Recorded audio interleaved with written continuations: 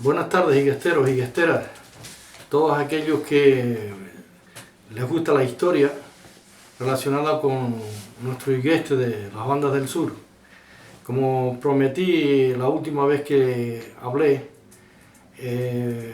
íbamos a seguir comentando lo que estaba relacionado con nuestra historia. Y esta vez vamos a hablar sobre personajes o higuesteros que estuvieron en Cuba. Y voy a explicar una historia relacionada con un señor que yo voy a contar la historia, pero fue la historia contada por él cuando regresó de Cuba. Fue a Cuba muy joven y cuando ya regresa, él contó esa historia que yo les voy a contar y en la cual pues realmente me siento contento de haberla podido escuchar, porque es la historia la que marca con precisión y es parte de la cultura de los pueblos, en este caso de nuestro higueste. Esta historia está relacionada con un señor que se llamaba Santiago Oliva Oliva del Castillo. Este señor fue el que después sería el esposo de Chaynés Padrón, Chaynés monja o moja, también le decíamos entre comillas, y que dicha casa está situada todavía hoy, donde ellos vivieron, en lo alto de las Jiménez, en el barrio de las Jiménez, pasando el llanito. Cuando llegamos al puente, antes de llegar al puente para subir a la vera de Higueste, para ubicarnos, se encuentra a la derecha, frente, tiene un balcón, es una casa preciosa, un balcón a lo antiguo, y ese balcón da a la ribera del barranco del Mocán. Es una casa que siempre le ha causado admiración a muchos fotógrafos, y de hecho yo en algún que otro periódico la he visto. Recuerdo haber mandado un artículo yo al periódico precisamente y tomamos de esas fotografías, que estábamos hablando con otra historia diferente, pero bueno, esto es para situarnos. Ese hombre vivió allí en esa casa, y Chaynés, la monja, que ya he hablado de ella en otras ocasiones, que fue una mujer muy valerosa. Recuerdan que había hablado yo de aquella mujer que usaba el revólver, que no le tenía miedo a nadie y que con su mulo cargado de vino iba desde ese lugar a Santa Cruz a vender dicho vino, como también iba a la laguna, etcétera, etcétera, para vender ese vino a los clientes o a las ventas de la época. Pues volviendo a lo que hemos empezado sobre Santiago Oliva del Castillo, este hombre llegó a ser, repito, marido de esta señora, fue el esposo y tuvieron hijos. A los hijos los conocí perfectamente, y lo que es más, tiene nietos y posiblemente tataranietos también. La unificación de este matrimonio de don Santiago Oliva del Castillo con doña Inés Padrón. Bueno, pues se trata de que a una temprana edad este hombre tendría entre 15 y 16 años, posiblemente no los había bien cumplidos. Sus hermanos y su padre habían ido a Cuba y allí trabajaban en los trapiches azucareros, como era normal en aquella época. Pues aquello de cuando él veía tanto a sus hermanos cuando visitaban, como a su padre cuando venían vestidos de blanco, de habaneros en calidad de indianos, y como él entendía que traían su plata, porque era el industrioso trabajo en Cuba, como muchos otros higuesteros, él siempre se iba quedando con todas aquellas coplas, lo que oía, o las observaciones que hacía, etc. Bueno, pues toda su ilusión era él ir a Cuba cuando él fuera mayor, a trabajar como ellos lo hacían, para él también sentir el regocijo de poder regresar vestido de habanero y posiblemente con su dinero. Pero bueno, esto, ya digo, era con 16 años aproximadamente cuando este hombre pues decide de que él tenía que ir a Cuba, pero era menor, claro. todavía no había madurado lo suficiente para hacer ese tipo de viaje y ese tipo de trabajo, porque eso era muy, muy, muy duro. Bueno, la madre, vez tras vez, cuando él decía, yo quiero estar en Cuba con mis hermanos y con mi padre, yo quiero, madre, yo quiero ir a Cuba. No, hijo, tú todavía eres muy joven, tú sabes que eso tiene que ser hombres curtidos, hombres que sean fuertes para el trabajo. Ya te llegará tu tiempo cuando tú puedas decidir, cuando tengas 20 y pico de años o 25 o algo así para marchar. Pero él se empeñaba en que no.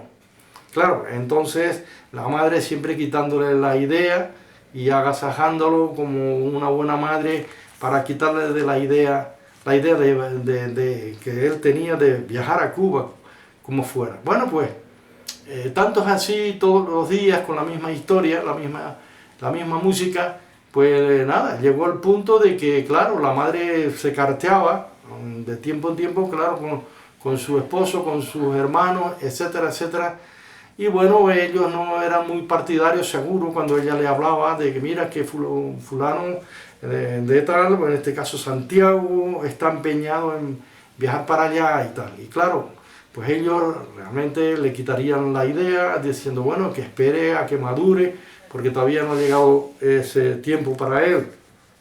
Pero bueno, tanto es así que tanta matraquilla, la madre y su padre y todos ellos, después de haberse carteado, dijeron, bueno, pues como nosotros ahora de momento estamos aquí y no vamos a viajar allá, pues lo que puede hacer entonces es dejarlo venir y el que sirva de experiencia para él, y cuando vengan ahora o los paisanos para acá, tú lo mandas con determinados vecinos y tal, de confianza, y ya ellos saben dónde nosotros estamos. Y efectivamente llegó el día en que unos paisanos de Igueste, porque se iba a Cuba por zafra, se trabajaba por zafra, se iba, se venía, se ganaba un dinero, se volvía, y así sucesivamente, ¿no?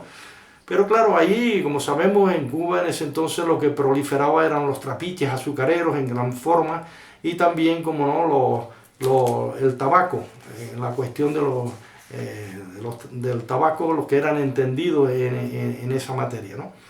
Bueno, pues la madre decidió, encargó el billete, le compró el billete, le preparó en una maleta de cartón, posiblemente ya usada por sus propios hermanos, que no estaba tan nueva, pero bueno, con su ropa se la preparó, y la maleta, y como no, las alforjas, y en esas alforjas pues le echó bastante higos pasados, porretos y muchas almendras, algunas que se comería él por el viaje, al ir en el barco hacia allá, y otras para que le llevara también para sus hermanos y su padre, porque era el producto que daba la tierra iguestera, en este caso en nuestra isla, ¿verdad? Pues bien, llegó el día en que tuvieron que partir, la madre lo abrazó, lo besó, bueno, y se despidieron. La madre con mucho dolor lo vio partir, pero al mismo tiempo era la ilusión de aquel iguestero que no más tenía 16 años aproximadamente, como ya he comentado.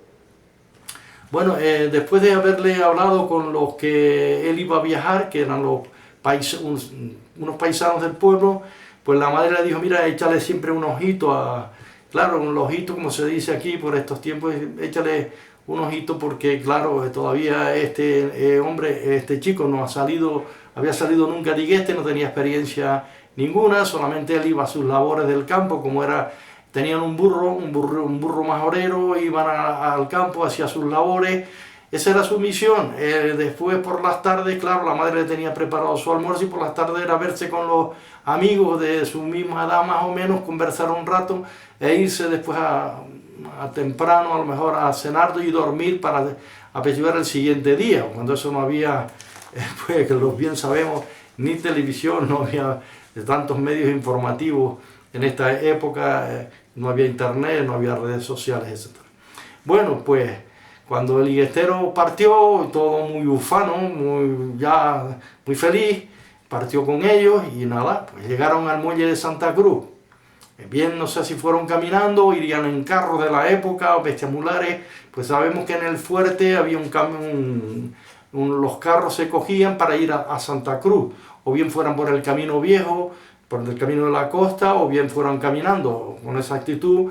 Esto sí que no puedo dar detalles, pero de todas formas ellos llegaron al muelle. Y el hombre, claro, al llegar iba mirando, observando, viendo, vio el muelle, ya empezó a ver los barcos, llegaron al barco en el cual tendrían que partir, y así sucesivamente. Era una experiencia completamente distinta que estaba él viviendo a lo que había visto en Igueste, ya que en Igueste, pues claro, lo que veía eran sus vecinos y el movimiento y el ajetreo de aquel entonces en un determinado lugar geográfico, pero muy corto, claro. Bueno, pues una vez ya cogen el barco pues seguramente ya tocaría su bocina, ellos estaban siempre supervisados por sus paisanos que lo llevaban. Entregaron los billetes, subieron la escala del barco, tal, encubierta y tal, pues nada. Todo eso para el iguestero, para este señor Santiago Oliva, realmente tuvo que haber sido impresionante. Era una aventura de juventud, ¿no? Bueno, el barco ya pues sale de la bahía, parte, y él pues ahora en cubierta, pues seguro que iba observando como el barco iba abriendo estelas de mar, pierde ya pues la vista de tierra, y ahora pues mar y cielo, mar y cielo. Hasta que, claro, pasando los días, no sé con exactitud, los días que estarían que tardaron en llegar, pues ya cuando llegan pues frente al Morro Habanero, que es el lugar concreto para entrar en la bahía de Cuba. Y bueno, pues él también muy contento, tal, y más los que iban con él, y bueno, y más gente que iría para ir a trabajar, porque no era pasear, como se suele decir en aquellos tiempos, el privilegio de pasear o hacer ese tipo de cruceros muy poco lo tenían. Pero bueno, una vez llega se bajan del barco, ya los paisanos sabían qué es lo que había en qué podía, porque los paisanos ya habían trabajado y sabían el lugar donde estaban su padre y los hermanos, porque ellos concretamente iban a esos trapiches azucareros, concretamente a Santa Clara. Ahí había en aquel entonces una industria muy grande de ingenios azucareros. Bueno, pues se subieron al tren. Él nunca había visto un tren. Entraron en una locomotora de vapor con unos cuantos vagones, y claro, escuchando el cha-cha-cha del tren, pues, mirando seguramente las praderas, los llanos extensos, los árboles, y aquel paisaje le era completamente diferente a lo que había visto en Igueste, que prácticamente es una orografía completamente diferente, de crestas, barrancos y claro, completamente diferente, ¿no?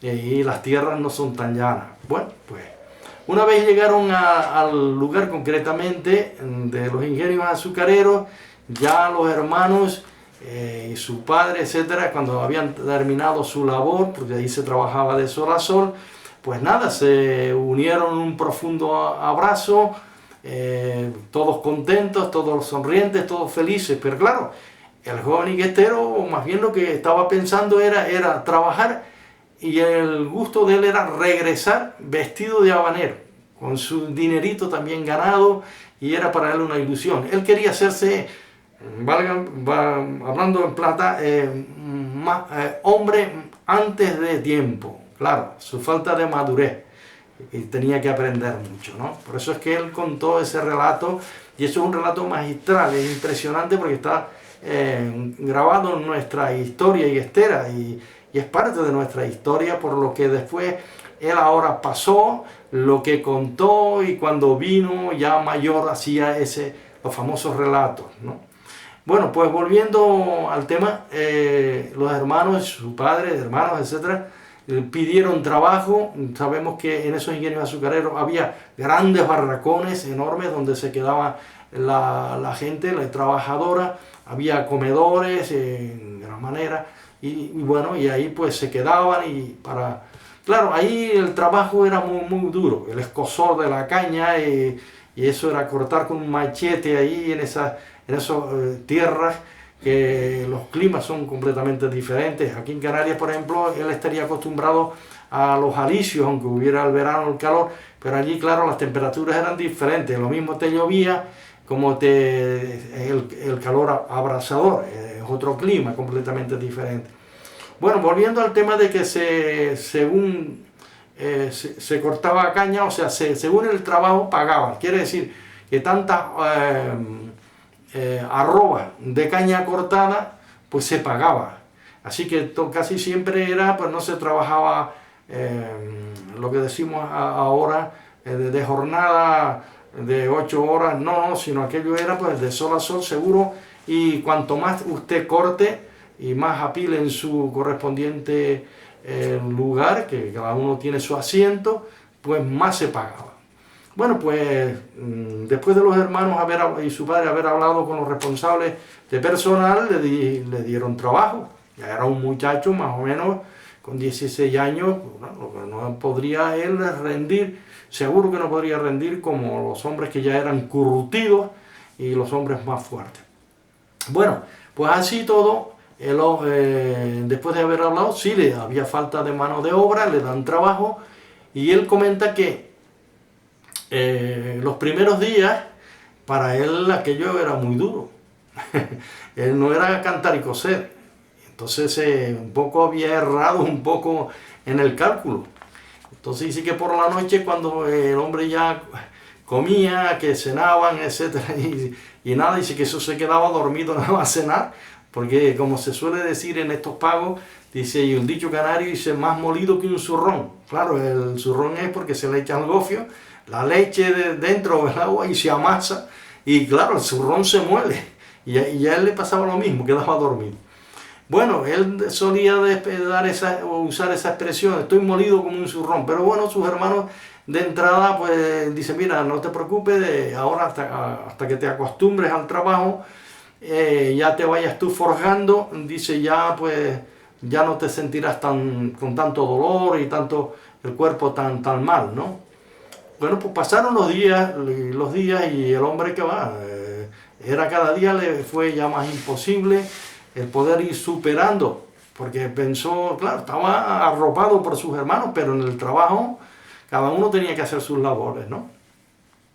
Bueno, tanto es así que cuando ya él entra en un estado o condición casi que empieza ya a pesarle de que haber ido a Cuba, que seguro que había dicho, ¿dónde me vine yo claro, a meter, ¿no? Pues empezó a pensar ya ahora en su madre, los tratos que su madre tenía para con él, los mimos que le haría, claro, la comida que a él le gustaba, aunque fuera no tan abundante, pero seguro que la madre le preparaba sus potajitos. Después pensaba en el burro majorero que había tenido, que para él era como un coche de la época, aquellos paseos intensos que el amor hacía por Igueste, bueno, visitando o trabajando en las tierras que ellos tenían, que no eran pocas, claro, y él seguro que trabajaría, pero después, cuando él creía conveniente, pues se venía a su casa, y al siguiente día ya haría lo que tenía que hacer, o si un día estaba enfermo y dice, pues hoy no voy y me quedo, ¿no? Y su madre pues no lo apuraba, como eran más pequeños de la casa, pues claro, le servía de compañía a ella mientras su marido y el resto de sus hijos estaban en Cuba. Bueno, pues el hombre empezó a caer casi como una pequeña, lo que hoy se llama o se conoce como una pequeña depresión, ¿no? Y nada, dice, claro, pensó que de venirse para, que no podía resistir, que no podía aguantar. Y sus hermanos y su padre lo animaban, no, hombre, mira tal, y no te preocupes, cuando ya se termine la zafra, tú te vas con nosotros para tal, vas a ganar tu dinerito, etcétera, etcétera. Pero era muy duro para él. Bueno, pues cierto día cuenta él que ahí como a las 10 de la mañana había un solajero enorme, claro, el calor era asfixiante y estaba bastante agotado, y decidió de irse a La Manigua. La Manigua en Cuba, aunque yo no he estado en Cuba, según tengo entendido por los cubanos, es un lugar espeso donde hay un bosque. y cerca de donde estaban cortando la caña había ese pequeño bosque, y él decidió, dice, bueno, pues hago el paripé de que voy a hacer las necesidades, o lo que se llama hoy en día, o se conoce como una argolla, un despiste, y yo me voy dentro de la manigua y me refresco un poco bajo la arboleda. Y bueno, pues era una manera de también escapar, de escapar, y claro, después tenía que retornar, por supuesto, y si estaba mucho tiempo en la manigua, pues seguro que los capataces lo echarían de menos. Bueno, de todas formas, él se va a la manigua y se sienta por allí, sentado al fresco. Y frente a él pasaban unas pistas enormes, grandes, sin asfaltar, por supuesto, en aquella época, donde pasaban los carreteros, las carretas, carreteros, los jinetes a caballo, etc. Y él contemplaba todo ese panorama, contemplaba el ir y el venir. Y entonces él veía como las carretas eran tiradas por los bueyes, y luego los carreteros que iban arriando las carretas para llegar a su destino, cargadas de caña hasta los topes, por supuesto, para llegar al ingenio, y allí la caña era molida, tal, para la elaboración del ron y el azúcar, como todos sabemos.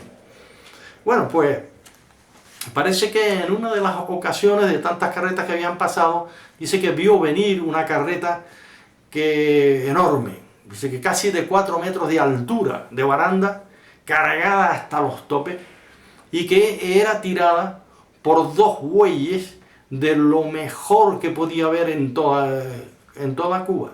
Eran unos bueyes de renombre.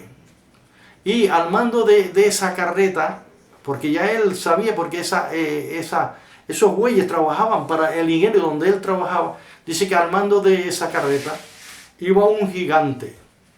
Y ese gigante, el hombre fornido, muy fuerte, era de Higueste, era un higuestero, y él lo conocía, porque durante los días que había estado allí, ya desde su llegada a Cuba, etc., ya él conocía. Y esos bueyes eran muy respetados, y el gigante higuestero también dice que era muy respetado por su laboriosidad, y que no había ni carretero ni bueyes comparados a aquel tan especial. Entonces dice que cuando él empieza a observar, porque aquella madrugada dice que había llovido mucho, había charcos, había desniveles en la pista, etc. Dice que la carreta se tambaleaba y oía el chirrear de los ejes. Es normal, el ir y el venir constante y el roce continuo de los ejes, pues formaban ese chirrido, y él dice que lo tenía, todavía dice que lo guardaba, haciendo el relato que lo guardaba en sus oídos, ese chirriar de la carreta. Bueno, es que cuando la carreta avanzó, él veía la carreta, pero las personas que pasaban, los carreteros, etc., no lo podían ver a él, porque él estaba en la espesura, ¿no?, observando todo movimiento, ¿no? Entonces dice que pasando como unos 100 metros, había una pendiente, un repecho, una pendiente. No era llano, sí, pero ahora dice que se encontraba una pendiente. Todo era porque pasaba un arroyo, un pacífico arroyo, y entonces parece ser que cuando hicieron esa pista, la hicieron en una pendiente, después llegas al llano, o sea, y cruzas al otro lado, a la banda de allá y la banda de acá, nos dijéramos, porque estaba el arroyo, y entonces no todo era horizontal, sino una pendiente que era bastante prolongada, muy fuerte. Pues al llegar parece ser al pie de dijéramos, de la pendiente, la carreta y los bueyes, pero claro, era un sobrepeso, dice que eso era enorme, dice que era muy completamente diferente a otras carretas, y a otros carreteros, etc., ¿no? Entonces la carreta los bueyes empiezan como de tiro, empiezan a tirar por la carreta, y cuando llegaba como a la mitad de la pendiente, dice que la carreta hizo así, por el sobrepeso, y empieza a balancearse y a tirar de los bueyes, pies hacia atrás, las ruedas, el impulso, claro, el peso obliga y tira de los bueyes, quienes no podían avanzar, y como patinaban por el fangal, eso, así que bueno, la carreta hizo, y llegó al pie de la pendiente. Entonces hizo así, la carreta se adelantó, giró y tiró de los bueyes. Dice que no hubo una desgracia de pura casualidad, porque podía la carreta irse encima de los bueyes, imagínense. De ahí viene la expresión, que claro, la carreta no puede ir delante de los bueyes, porque es mal asunto. Pues en este caso, accidentalmente, fue así, por las circunstancias del terreno. Pero algo que explicaba él, que cuando ya llegaron al pie del llano, o sea, del llano, que había un llano, más la pendiente y el llano, la carreta para allá y los bueyes todos descontrolados en sentido contrario a donde iba.